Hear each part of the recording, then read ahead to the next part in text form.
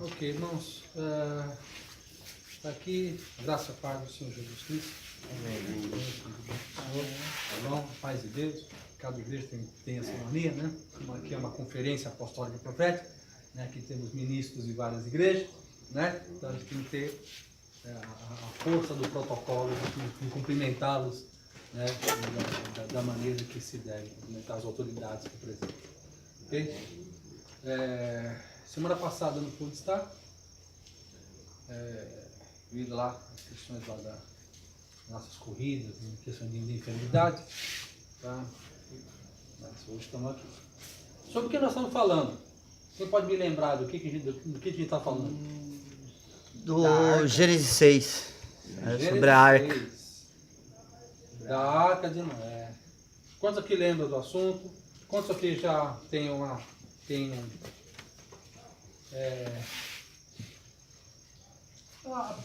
eu gosto de usar muita tecnologia de Cristo Jesus, né? Como é que Jesus ensinava? Ele ensinava perguntando, né? Eu vou fazer uma pergunta aqui, né? Deus sendo Deus todo-poderoso, Ele pode todas as coisas, tá? Por que Deus mandou construir uma arca?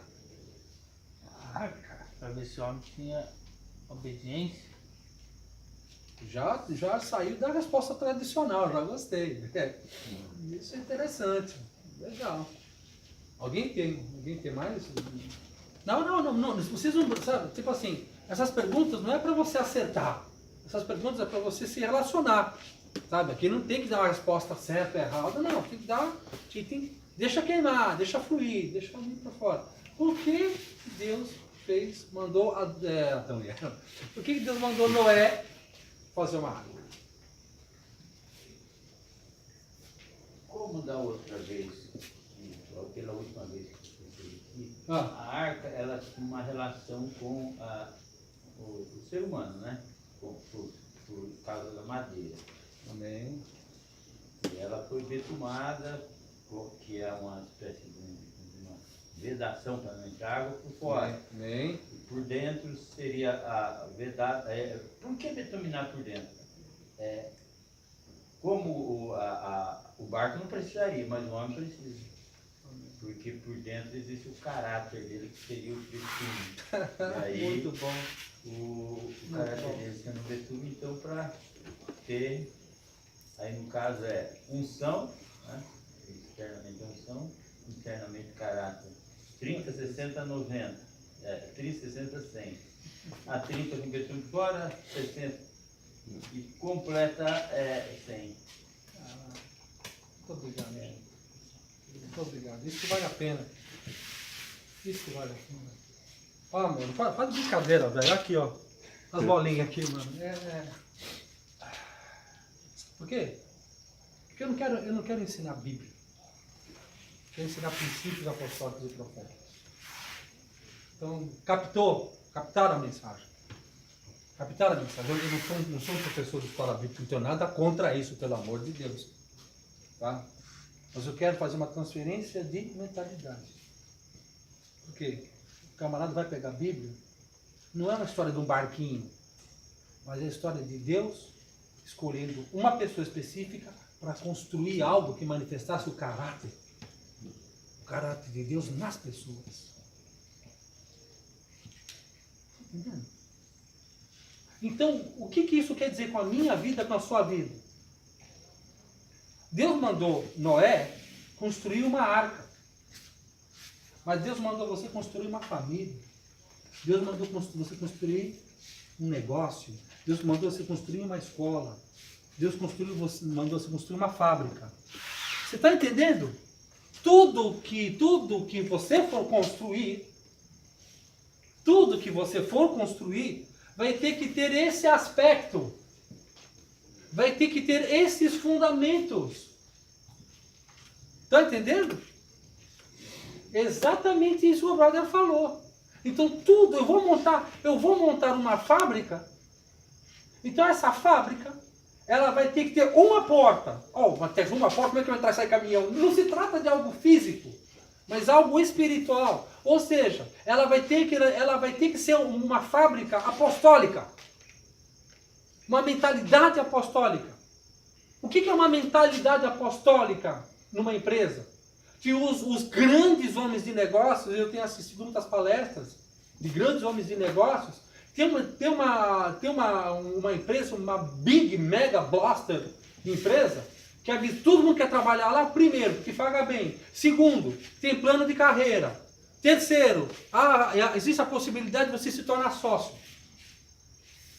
Então, a visão daquela empresa é uma visão apostólica. É que você entre de um jeito e saia de outro jeito. Tem empresas que você entra lá, o pessoal te patrocina estudo, te patrocina, sabe? Te viabiliza, não te escraviza, aumenta o seu entendimento, investe em conhecimento, em curso de você, te capacita. Para o bem dela, lógico, mas para o bem de toda uma cadeia de produtividade. Então significa uma empresa apostólica. Entende? O ser um pai apostólico significa aquele, eu não crio um filho para me satisfazer. Eu não crio um filho para eu guardar para mim, é meu filho, é minha filha. Mas eu crio neles uma mentalidade de zarpar. Eu tenho uma filha de 30 anos de idade. E ela com 11, 12, ela chegava em casa com uma mochila. Oi, pai. Oi, primo. Trocava mochila, trocava roupa. Tchau, pai. Eu, tchau, filha. Ralabac, vai com Deus. Porque eu sabia que o que eu estava fazendo, viajando para lá e para cá. É a minha filha. Eu sabia de onde ela estava, onde ela está e onde ela vai estar. Não é rebeldia. É uma visão apostólica. Na arca tinha uma janela. Uma janela fala de profético. O que é profético?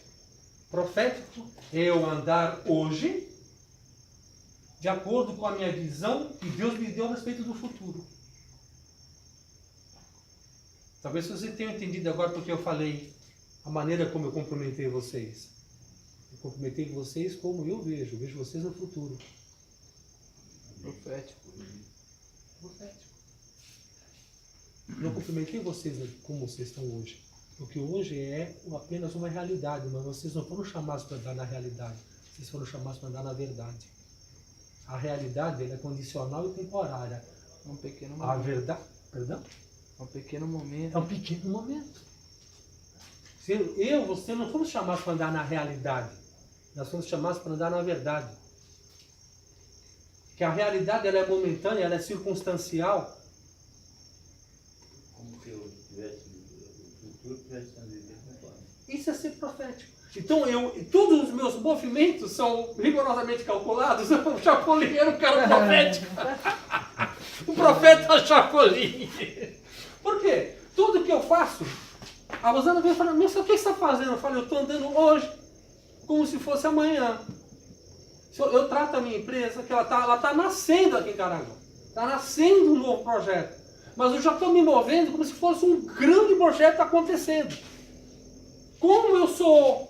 Eu não sou uma microempresa, eu sou uma microscópica empresa. Só que eu posso ter uma mente profética dentro do lugar microscópico. Mas se eu tenho uma mentalidade profética dentro do lugar microscópico, o lugar microscópico se transformará numa multinacional. Em Jesus my name. Eu creio nisso.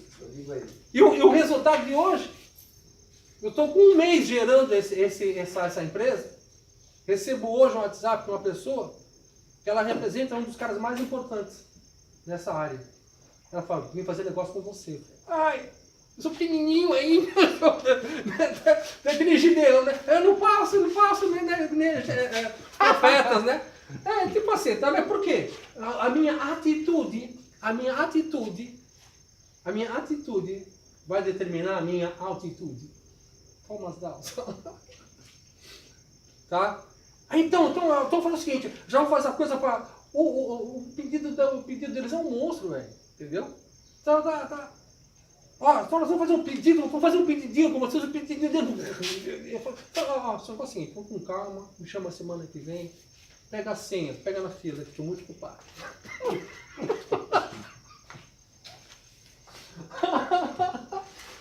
Por quê? Não, porque você está mentindo o texto? Não, porque eu sei que para poder atendê-los com profissionalismo, eu vou precisar de tempo para atendê-los. Eu falei que precisa de tempo, pega a senha, pega a fila, porque não é que pega a fila porque eles são importantes, eu sou importantão. Pega a senha, porque vocês são muito importantes, eu quero tratar vocês com dignidade. Então, me dá um tempo para eu respirar, que eu não estava esperando que os caras logo de cara viessem eles. Porque eu sei que primeiro a gente anda, depois corre, depois voa. Estão entendendo? Então, quando começa a aplicar, a Bíblia só é boa quando você ouve aqui e sai e pratica. Eu não gosto de teologia vã. Um pastor muito legal chamava de filosofança. Entendeu? Não, meu. Eu estudei numa escola chamada Escola de Treinamento Ministerial. Aí vai ter escrito Ministério Prático. A gente aprendeu, eu ficava perguntando, aquele negócio, né? O rio flui do trono de Deus, flui do lado esquerdo, flui do lado direito, flui do meio do trono. Eu não quero saber se é da esquerda, da direita ou do meio, eu quero é fluir. Né? A gente fica discutindo lado esquerdo, lado direito e a água está fluindo. Não, a correntista calvinista, não, e a água aqui, eu cheio de sede, sujo, metido agulhoso, que isso que aqui é um religioso, né? Tá? Aí vai a prostituta, aí vai o ladrão, e flui na água, e bebe da água viva, e é lavado, é purificado, e os religiosos ficam só. Então, é uma mentalidade, construir uma arca na terra, é fazer algo, qualquer coisa, que tenha esses elementos que ele levantou. O betume, por fora e por dentro. Ou seja, o mesmo tipo de gente que eu apareço para vocês aqui, é o mesmo tipo de gente que tem que ser na minha casa com a minha esposa e filhos. Tudo. Como é que você vai entender o seu parâmetro de religiosidade humana? Quer ver um bom parâmetro? Isso eu aprendi. Eu vou saber o tanto de religiosidade que eu sou, quão religioso eu sou. Religioso no mau sentido da palavra, cabeção, farisaico. É a diferença da minha atitude dentro da igreja e fora dela quando ninguém me vê. Como é que eu sou? A disparidade do meu comportamento, do meu pensamento dentro de uma igreja e numa empresa, na casa, no relacionamento familiar, vai determinar realmente quem eu sou. E nós temos a tendência a colocar máscaras. Um monte de gente mascarado. Personagem. Muito bom. A porta de Deus para frente. O cara parece que nem anda, parece que ele flutua na igreja. Tão espiritual. O cara é mais espiritual que o Espírito Santo. Mas vai ver o cara fora. Eu conheci o cara bem assim, sabe o quê? Eu rapidamente assimilei o linguajar do evangeliquez, porque eu vinha do mundão, né? Então, eu rapidamente assimilei aquilo, pus roupa de crente, Bíblia embaixo do braço, assimilei aquela cultura, betume por fora, mas por dentro, podre. E tentei me relacionar, e tentei ser reconhecido dessa maneira. Só que quando eu ia entrar, onde eu queria entrar, eu falei assim, não, porque Deus dá graça aos humildes, mas Ele resiste ao soberbo. Eu posso enganar muita gente por um bom tempo, mas nunca vou conseguir enganar todo mundo o tempo todo. Uma hora a máscara cai. Okay? Então, nós estamos falando de Arca e Noé, nós estamos falando de construção de caráter humano. Então agora que nós estamos falando com apostólicos e proféticos. Nós estamos falando com uma mentalidade. Porque o que faz você ser grande no reino é o tanto de informação que você carrega dentro de você.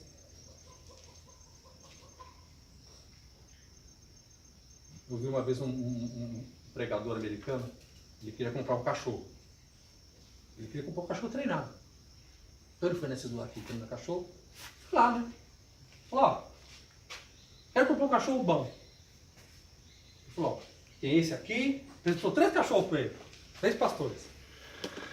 Esse aqui custa 500 conto. Esse aqui custa 5 mil. E esse aqui custa 50 mil. Ele falou, 50 mil, 49 mil, 50 mil. Esses 500, esses 5 mil, esses 50 mil. Mas 3 cachorros igual. Eu falo, é o seguinte, esse de 50 mil, você olha para ele, ele vai saber o que você quer. Esse aqui, você fala com ele, você vai ter que falar com ele, ele vai obedecer. Esse aqui, você vai dar uma ordem e ele vai sair correndo. Ou seja, os cachorros é tudo igual, mas a capacidade de obediência, de relacionamento determina o valor dele. A personalidade. O índice de força, de forma... os 3 passaram pelo mesmo nível de treinamento, mas a capacidade de absorção de um fez dele valer 50. Fez dele valer 5. Fez dele valer 500 reais. Quanto vale você? Mateus 16.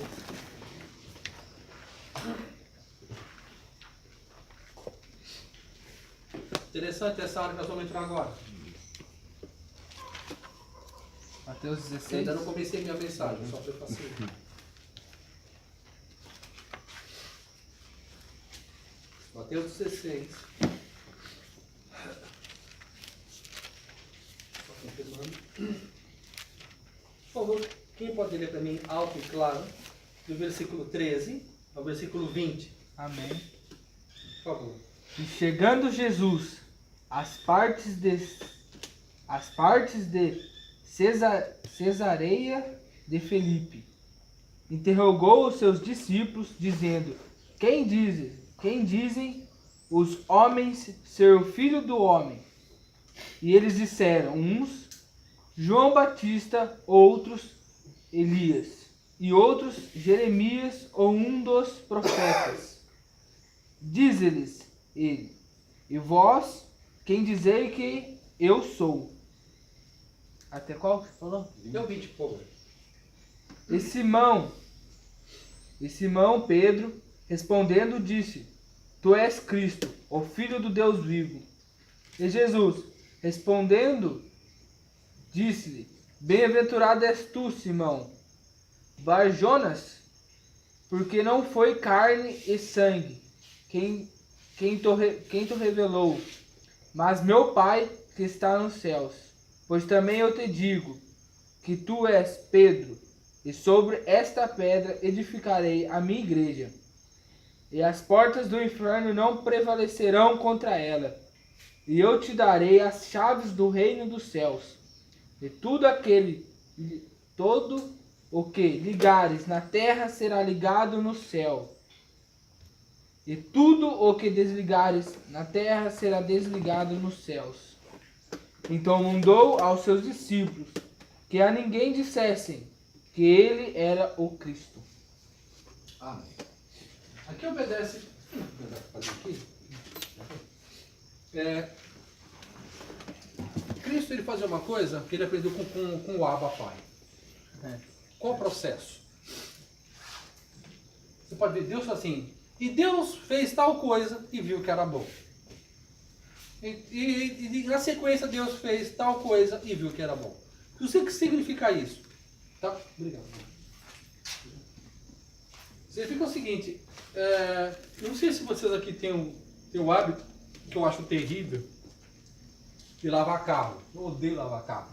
Eu vejo os caras que domingo de manhã pegam o carro, põe na garagem, desmonta o carro todinho, vai catar fiozinho de areia embaixo do banco. Eu falei, misericórdia, cara, aquilo ali me deixa louco só de ver. O cara põe aquele som alto para ouvir música, né? Nada. E o que o cara faz? O cara vai e limpa o carro, faz o carro todinho e tal, tira a pedrinha da roda, e passa pretinho, e passa cera. Aí depois que o carro fica aquela maravilha, o que ele faz? Ele dá uma de Mr. M, né? O que é isso? Isso é muito típico do ser humano. Construção, contemplação. Construção, contemplação. O pedreiro que está subindo uma parede, ele sobe e vai contemplando a obra. Que você faz, você constrói e contempla. Constrói e contempla. Muitas vezes você está construindo muita coisa, mas não contempla, passa batido erros na construção que você não percebe. É por isso que a igreja precisa de profeta. Por quê? Porque a função profética, a águia, a função profética é ver os erros na edificação. Por isso que está sendo o livro de Efésios, a igreja construída debaixo de fundamento apostólico e profético. A igreja não foi feita para ser mantida por pastores. Ela foi feita para ser construída por um apóstolo e profeta. Por quê? Quando você estuda cada um desses dons, uma igreja construída por pastor, o pastor ele prende muito a igreja. Ele guarda muito o público. Ele é o pastor. O pastor ele está bom de ovelha. Entendeu? Então ele passa muita mão na cabeça. As pessoas entram lá, ficam 5, 6 anos lá com os mesmos problemas, fazendo as mesmas coisas. A igreja cresce, mas não amadurece. Porque a única maneira de uma igreja crescer com maturidade é debaixo das unções apostólicas e proféticas. É sobre essas unções que tem paternidade. O resto tem administração. Não estou falando que são necessários, pelo amor de Deus, são extremamente necessários. Na ordem certa. Agora, colocaram a igreja correta numa unção santa, porém no lugar impróprio. O que acontece? A igreja escolioses, entortou. Ficou grande, porém carente. Por quê? Por causa da unção pastoral. Não deveria ser cuidado por não unção pastoral. É o que nós vamos pegar aqui agora, vocês vão entender o que eu estou falando. Tem que ser fundamentado. Fundamento apostólico e profético. Sobre fundamento apostólico e profético, aí vem evangelista, pastoral e mestre. Esse põe outro fundamento, que não é o fundamento que Cristo mandou, vai dar problema. Aquela coisa, né? Construiu com tigre. não, se tivesse colocado o tigre na construção, não tinha dado problema. Construiu com um leão, tinha que ser o leão da tribo, não, coloquei um gatinho mais barato. Ah, voltou, vai dar gato na obra. Bom, vamos lá. Vamos lá. O que é isso aqui? Isso aqui é uma coisa. Jesus chama o pessoal, e aí, cambada, vamos lá, vamos falar junto aí na goma. Chama os vagabundos. Vamos embora. Ele começa a formar a gangue dele.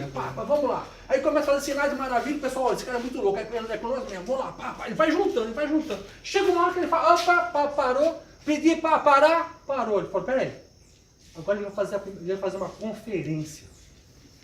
Chegando em Cesareia, ele falou, senta aí, senta aí. Fala uma coisa pra mim aí. O que o pessoal está falando com você? Se ele quiser saber o que os outros sabem a respeito dele, ele me teria perguntado. Por que ele pergunta pra você o que os outros dizem? Ele quer ouvir sua boca, né? Então, na verdade, o que ele quer saber? Ver dos seus olhos, né? Quer ver com os seus olhos. O que eles estão dizendo, né? Então, isso é muito importante, tá? Por quê? Deus vira e mexe, ele vai chamar você para sentar e fazer contabilidade. Ele faz, ele constrói e contempla. Constrói e contempla. Eu estava, em 1991, eu estava sendo construído numa mentalidade ministerial. Eu até então nem sabia que havia ministérios. Eu entrei numa escola, e nessa escola começou a ensinar sobre ministério apostólico, profético, pastor, evangelista e mestre. Durante esse curso de ministério, Jesus aparece para mim pessoalmente e me chama ministerialmente.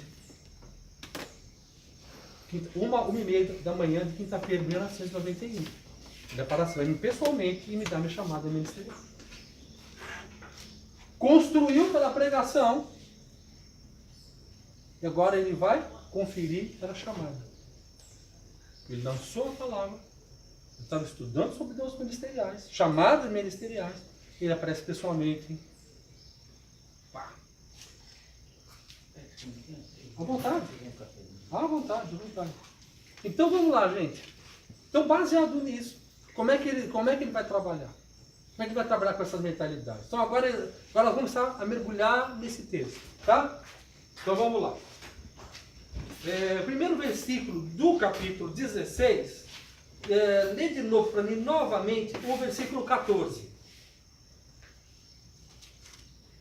Quem pode ler para mim novamente o versículo 14 do capítulo Amém. 16?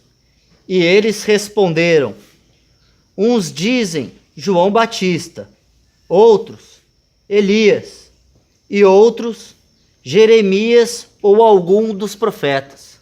Isso. Aí fica uma dica para vocês, tá? Jesus era uma unção presente na vida deles. Jesus chega para eles e fala: o que estão falando que eu sou? Aí deram nomes do passado. Coisas que eles tinham lido no passado. Ok? O que eu aprendo com isso? Qual é a grande lição para mim hoje disso? Prestem bem atenção nisso que eu vou falar para vocês. Não tentem entender o novo que Deus tem para vocês segundo velhos entendimentos. Vou repetir isso. Não tenta fluir no novo de Deus segundo velhas impressões, velhos entendimentos, tradição. Eu hoje estou tendo que passar por um processo que eu fugi muitos anos, chamado internet. Eu não gostava dessa coisa. Entendeu? Vocês gostam. Meu pai fala assim, meu pai morreu, né? Meu pai morreu com 34 anos. Ele falava assim, eu sou da geração Telex. Acho que vocês não têm nem ideia que é o Telex. Uma máquina desse tamanho. Entendeu? Uma geração Telex. Eu já sou da geração fax. Eu acho que nem vocês já não sabem o que é fax. Vocês já são e-mail. Vocês já são rede social. Tá? Vocês, tem coisas que vocês falam que o meu pai não tem bolufas. Eu entendo ali. Metsa. Porque cada geração tem participado de um desenvolvimento tecnológico. Ok? Então, se o cara chegar para mim e falar assim, né? O que é isso? Eu vou falar, não é Telex. É muito pequeno para ser um Telex. Cadê o papelzinho? Não é fax. Entendeu? Então por quê? Porque muitas vezes nós podemos ter esse risco. Deus está acenando para você para algo novo, mas você quer que ele faça do seu jeito. Glória a Deus. E ele não vai se mover do seu jeito.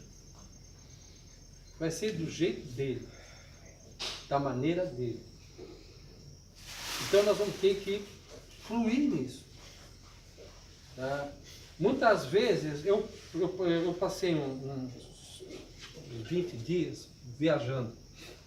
E fusos horários diferentes, em países diferentes.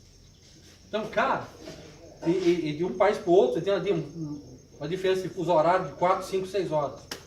Então, cara, você tomava café aqui, aí você viajava, quando você estava na hora de tomar café de novo, mas eu tomei café ali, deve ser viagem de avião. Nossa, a tua cabeça, você fica perdido, velho. E o teu organismo, porque a gente está acostumado, né? 8 horas da manhã, vamos dizer assim, né? 8 horas da manhã você toma café, meio-dia você almoça, 3 horas da tarde você toma café da tarde, 6 horas você almoça, né? Janta, 8 horas você tem a ceia, né? Coisa, né? Então quando você faz uma viagem dessa, te muda o fuso horário, cara, o teu relógio interno, ainda que você se adeque no relógio, o Cronos daqui, mas o relógio interno não. Tá? Então faz uma bagunça. Aí você tá, por exemplo, tava na Europa, tava 11 graus. Pega um avião, sai da Europa, desço no Egito. No Egito está 39 graus, entendeu?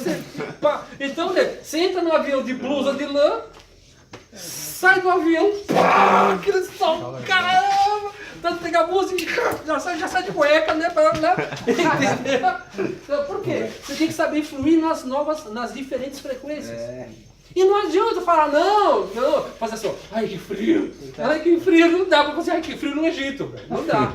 A não ser 2 horas da manhã, lá no deserto, aí dá. Tá? Então você tem que estar preparado para fluir nas novas dinâmicas. Muitas vezes nós entramos em depressões em nossas vidas, porque mudou alguma coisa, alguém se foi, alguém morreu, alguma coisa quebrou, alguém te deixou, alguém te traiu. Aí tem uma música dos mais velhão, né, que são vocês aqui, a música canta assim: meu mundo caiu, me fez ficar assim. Vira aí o negócio, é a musiquinha de dor de cotovelo, entendeu? Meu mundo caiu. Sabe aquela coisa? Meu, você levanta e anda, desgraçado. Vai, seu infeliz. Vai, meu, vai. Próximo, vai. A fila andou, meu. Vamos nos mover nisso. Tá? Então, nesse primeiro versículo, o que Jesus está fazendo com eles? Tá? Porque, ó, tem um texto aí na Bíblia de vocês, aí, se vocês vão ler, diz assim. Quer ver? João 3,16. E Deus amou o mundo De tal maneira que deu seu Filho unigênito para que o mundo não pereça, mas tenha, que o homem não pereça, mas tenha vida eterna. Isso, Deus amou o mundo de tal maneira que deu seu Filho unigênito. Agora, tem outro texto na Bíblia que diz assim: e Jesus não se dava com a multidão.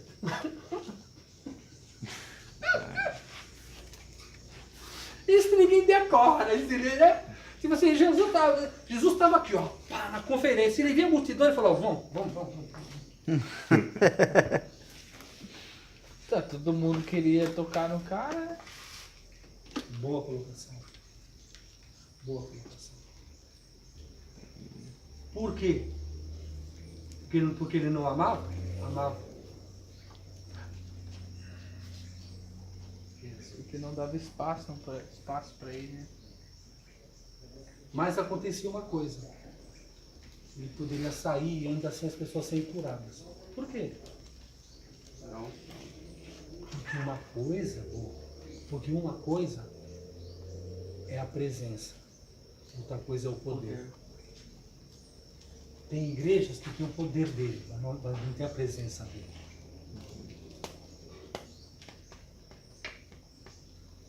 Uma coisa, glória a Deus. Uma coisa é você estar no hospital da prefeitura. Outra coisa é você dar amor para o prefeito. Uma coisa é você usar o benefício das prefeituras. Outra coisa é você ter relacionamento com o prefeito. Uma coisa é você estar debaixo da unção do prefeito, do poder dele, né? Outra coisa é ter relacionamento com o prefeito. Uma coisa é estar debaixo do poder de Deus. Outra coisa é estar andando com ele. É por isso que Deus nunca chamou você para fazer nada. Deus nunca te chamou para fazer. Deus te chamou para ser.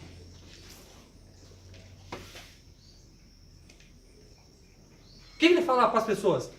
Fala-me, siga-me. Ele chamava para andar junto. E no processo de andar junto, as coisas aconteciam. Estão entendendo? Pô, faz isso. Siga-me. Siga, e ele ia fazendo, porque esse é o processo. Mediante a fé de cada um e acontecendo o processo. O que é fé? Eu já expliquei isso, vou bater nessa tecla. O que é fé? E o fundamento das coisas que a gente não vê. Isso é Hebreus 1. Acreditar naquilo que a gente não vê. Tá, mas eu viro e mexo, eu pego vocês nessa questão. Vocês que estão falando é correto, mas o que isso tem a ver de vocês? Na prática, o que significa cheio? Andar em fé. Se colocar no lugar do outro. Colocar. Checou me ganhou. Checou me para a chave comigo. Cadê o bem pro próximo? Pensar no meu próximo primeiro. Não! Seguir os mandamentos do Senhor? Fazer. Temer a Deus? Isso é obediência, não é fé. Esqueci. Você falou aqui. Fé é simples, gente. Fé é substância. Ó, O que é substância? Tá? O que é... Let's go. Então, Abraão está lá na casa dele, tá cuidando das coisas dele. Aí uma voz lá do alto, Abraão! Abraão! Ela para cima, sai da casa da tua parentela e vai para um lugar que eu te dou por herança. Quem fez Abraão? Foi. Praticou a fé. Obedeceu. Praticou a fé. Baseado no quê? Baseado Em nada. na voz de Deus. A palavra de Deus que se materializou. Substância. A fé é quando Deus fala para você fazer uma coisa. O meu justo viverá por Fé. fé, não por crença. Porque Satanás crê e treme, só não lhe obedece. Deus nunca mandou você ter crença. Porque Satanás também crê. Você ter uma crença só te move. Mas somente por fé você chega onde tem que chegar. Por quê? A fé não é uma força que te leva para você conseguir. Fé é quando Deus já falou para você o que você tem que fazer, ou seja, já aconteceu, você vai manifestar. A crença é uma força que te leva para fazer acontecer. A fé é quando você caminha porque já aconteceu. Deus fala para Abraão, sai! O que fez Abraão? Saiu. Ele fez... Deus é simples, gente. Deus é simples. Deus falou para Abraão, go! Sai. Não complicou. Sai. Abraão saiu, mano. Saiu. Não tinha uma congregação, não tinha lei, não tinha nada. Ele apenas ouviu o voz de Deus e saiu. E ele foi chamado pai da fé. E se a gente ler a Bíblia, a gente vai ver que ele ficou com medo, porque a mulher dele era muito bonita, né? Entrou no Egito, falou, mano, você é mó gato aí, os caras ligam que você é mó gato, os caras não querem me matar. Fala que essa é minha irmã aí, deixa os caras se virar com você. Olha o que o cara faz, mano. E não pensa que o faraó ficou com a mulher dele uma semana, 2 semanas, ficou um bom tempo. E ele falou tipo assim, se vira aí, ó. Entendeu? Ele vendeu a mulher dele, velho. Esse é o Abraão, filho da fé. Tava com medinho. O Abraão, pai da fé. Entendeu? Toda vez que ele punha a dele estava em risco, ele mandava os outros na frente, empurrava os outros. Deus falava para ele, vai para Canaã. Ele chega em Canaã, cheio de Eteu, Jebuseu, Filisteu, filho meu, filho que é seu, filho de todo mundo ali. Ele olhou e falou, não, é ruim, hein? E ele vai para o Egito. Macho de sua peste, entendeu? E esse macho, é que Deus fala, tu é o pai da fé. Na Bíblia tinha gente muito mais corajosa que ele. Fala a verdade. Ele foi chamado do Isaac, foi, né? Porque não Abraão, Isaac e Jacó? Não, porque na verdade Deus tinha chamado Terá. Terá é o pai de Abraão. Tá? O chamado, porque Deus tem um plano na terra. Quando Deus, toda a palavra que Deus libera para você, é para você ser um construtor, um cooperador. Deus não está no negócio de te abençoar, velho. Deus não está nesse negócio de abençoar você. Deus está no negócio de te capacitar para você cumprir o propósito da sua existência. E por consequência da obediência, as bênçãos, ou resources, ou recursos, vão te alcançar. Que na palavra de Deus, que as bênçãos correm atrás de nós. Você corre atrás da obediência e a nossa necessidade é suprir por ele. Tá? Agora a igreja, a religião, fala que você tem que correr atrás da bênção. Aquelas correntes, vai 7 vezes na igreja, as correntes dá 7 cabeçadas na cruz. Dá 10 de anil. Né? Venha na igreja 7 domingos seguidos e a sua cura chegar. Isso é uma enganação para trouxa. Sabe para quê? Porque vai te recolher a oferta 7 semanas, 10 semanas. Por quê? O cara não tem uma palavra para trazer o povo para dentro, então ele vai com promessas vãs. Muito obrigado. Profetado. Profetadas, promessas mentiras. Para quê? Para manter. Faz mais uma corrente, traz um pregador engraçadinho, traz mais não sei o que lá, porque a igreja virou um circo. Em que você paga o bilhete de entrada, senta. Nada também, muito bem. Então, Jesus, nesse primeiro versículo, o que a gente vê? Ele pega isso e fala: não tenta entender novas dinâmicas de Deus segundo velhos entendimentos. Estão para o lobo de Deus? Amém. Não joga fora. Quer a coisa nova? Joga fora a velha. Tira a velha. Ok? Primeiro. Na próxima. Versículo 15. Mas, amém? Pode ler. Mas vós, continuou ele, quem dizes que eu sou? Boa. Espera aí. Primeiro ele pergunta, o que eles dizem? Dizem isso, isso. Agora ele muda a pergunta. E vós? Por quê? Na primeira parte, ele fala de uma revelação corporativa. O que uma nação, o que uma denominação, o que uma região acha que eu sou? Qual o entendimento que eles têm? Eu tenho entendimento disso.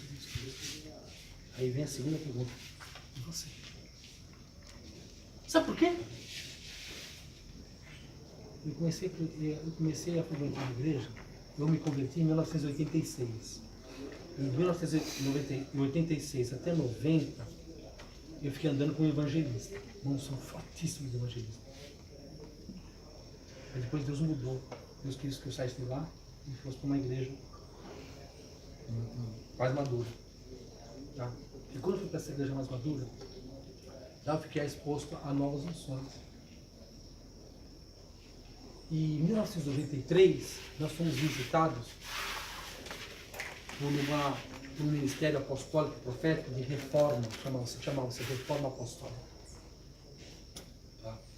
E os caras, as coisas que os caras estavam ensinando, estavam destruindo o fundamento errado nas igrejas. Os caras estavam, chamava-se reforma. Quando você estuda teologia, na Bíblia fala muito sobre reforma e avivamento. Reforma e avivamento. Então nós estamos passando por um processo de reforma. Tá? Reforma é quando o avivamento começa a degringolar, você precisa acertar a obra. Aquilo que eu falei, né? Constrói e contempla. Constrói e contempla. Nós temos passado por um processo muito bom de construção, mas estamos com defeito. Estava boa, estava torta, escoriosas, torto. Então nós estamos passando por um processo de reforma. E nesse processo de reforma, as mensagens que foram pregadas ali, aquilo me abriu o entendimento de uma tal maneira que éramos uma igreja de 400, 500 membros. Vou dizer uma coisa para você, 99% daquela igreja andava numa frequência. Eu e mais os remanescentes, 1%, já estavam andando numa outra frequência. Por quê? Havia um entendimento corporativo, agora havia um outro entendimento, que é o entendimento pessoal. Essas ministrações que eu tenho dado para vocês, eu tenho habilitado vocês com chaves de entendimento que para onde vocês forem, nunca mais vão enganar vocês. Glória a Deus. Eu não estou ministrando vocês religiosidade, estou ministrando o som apostólico e profético. Isso que o brother falou aqui, do betume por fora, por dentro, caráter interno, externo. Então, quando vocês entendem isso, ninguém mais engana vocês. Que todo componente que for depositado para vocês vai ter que trabalhar nessas duas unções. Ou vai estar trabalhando a unção externa, ou trabalhando a unção interna. Ou trabalhando o poder ou trabalhando o caráter. E entre poder e caráter é melhor o caráter. Porque com caráter vem o poder. E um poder derramado num homem de bom caráter é tremendo. Tá? Então nessa próxima dinâmica, ele fala, agora sim, agora ele muda em voz. Por quê? Agora é tempo de uma revelação pessoal. Não mais uma revelação corporativa. Tem muita gente que está aí atrás do púlpito, que ele está atrás do púlpito, que dão um microfone para ele, dão um púlpito, dão um monte de gente para ele ficar falando. Pega esse camarada, vem cá. Você é de Deus mesmo? Tá, vem cá. Só. Traz ele aqui. Pum. Vê o que você produz nessa pessoa. Aqui você não tem como arrancar dinheiro de outros. O que vocês têm para mim?